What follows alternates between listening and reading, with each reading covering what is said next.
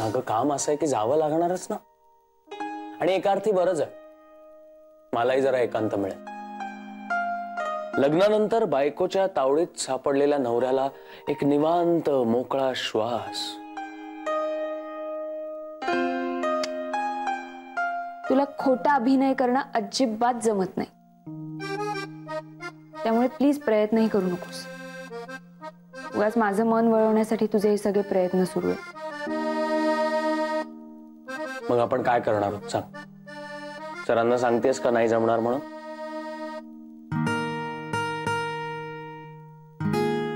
Great, एक काम कर, सरांना माझ्या आयडी वरून हे प्रेझेंटेशन मेल कर. मी मेल करू? आणि तू काय करणार? तुझी बॉस आहे मी, बघच आता मी काय करते ते.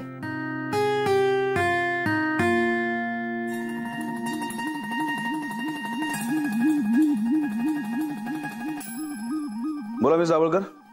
सर, मी तुम्हाला प्रेझेंटेशन मेल केलंय. ओके, मी वाचून घेतो. सर, ऍक्च्युली अजून एक रिक्वेस्ट आहे. हां बोला. माझ्या सोबत जर उद्या माझे टीम मेंबर्स सुद्धा आले तर चालेल? मला कळू शकेल असं का?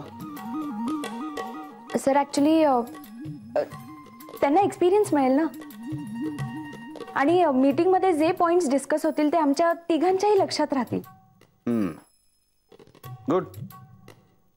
ठीक आहे, तुम्ही जय आणि जुईला कळवा. Yes sir, thank you so much. Okay, good night. Good night.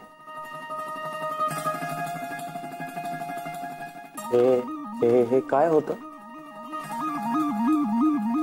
मोकळा श्वास घेऊ पाहणाऱ्या नवऱ्याला लग्नानंतर त्याच्या बायकोनी एकदाही मोकळं सोडलं नाही,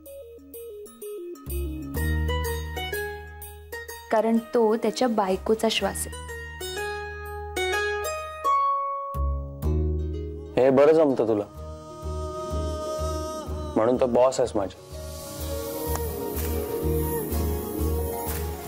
बरं, मग मिस्टर जयराम खानोलकर, उद्या तुम्हाला तुमच्या बॉस सोबत लोणावळ्याला यावं लागेल.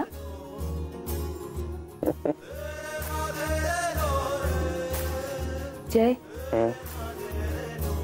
आपण एकमेकांपासून एक दिवसही लांब राहू शकत नाही ना?